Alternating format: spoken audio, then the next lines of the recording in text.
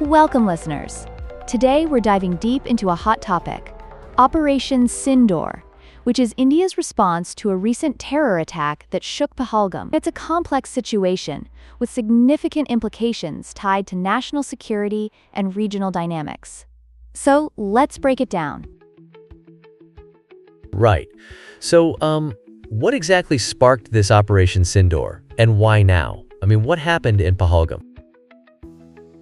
Great question. On April 22, 2025, a horrific terror attack occurred in Pahalgam, where 26 civilians lost their lives, predominantly Indian tourists. It was a shocking reminder of the ongoing cross-border terrorism that India faces, and it was attributed to an outfit called the Resistance Front, which is linked to Pakistan's Lashkar-e-Taiba. It's a scandalous situation. That's terrible. But, I've heard of Lashkar-e-Taiba before. Didn't they play a role in past attacks too? It's like they just keep resurfacing like a bad penny. Absolutely. Lashkar-e-Taiba has been behind several notable attacks in the past. For example, the 2008 Mumbai attacks that was primarily orchestrated by them. When organizations like this continue to exist, it really puts pressure on countries like India to respond decisively, which is what Operation Sindoor is all about. Wow. So what did India actually do in response? I'm imagining some serious military action here. You bet. India launched 24 precision missile strikes targeting various terrorist infrastructures across 9 locations in Pakistan and Pakistan-occupied Kashmir. There's a range of facilities, including training camps and headquarters, like Bahawalpur, Muridke, and Sarjal. This was no random act. It was a calculated response, aiming at key terrorist targets while minimizing civilian risk.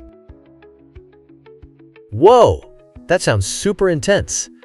How do they ensure civilian safety? Any operations like this have to be careful, right? Exactly, and that's crucial. The Indian Ministry of Defense emphasized that the strikes were focused solely on terrorist infrastructure. In fact, initial reports indicate there were no civilian casualties in Pakistan. They relied on precision-guided missiles, likely dispatched from advanced aircraft, to achieve their objectives with accuracy. Think of it like a surgeon operating under tight conditions. Precision strikes. That kind of makes sense, but I can only imagine the fallout in a place like Pakistan. What was their reaction? Oh, it's been quite dramatic. Pakistan condemned the operation, labeling it a violation of sovereignty. They even claimed civilian casualties, which India strongly denies. In response, Pakistan closed its airspace for 48 hours and ramped up military activity. It feels like a tense game of chess between two nations, doesn't it? Right, totally. But how does the rest of the world view this situation? Are other countries supporting either side? Definitely.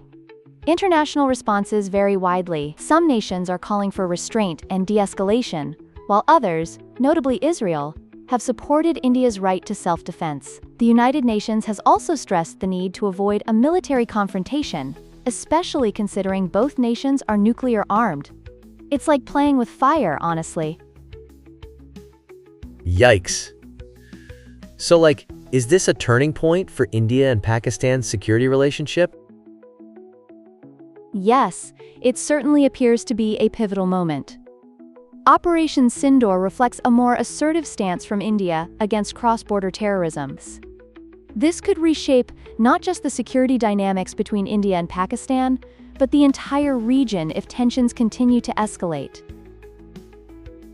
Wow, so, what's next? How will this all unfold in the coming days? That's the million-dollar question.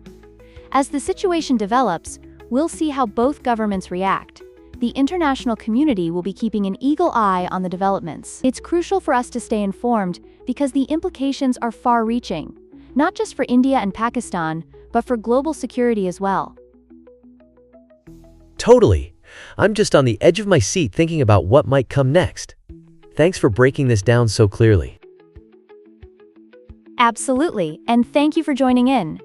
Keep an eye on the news. We'll continue updating as this story unfolds. Stay curious, and we'll catch you next time.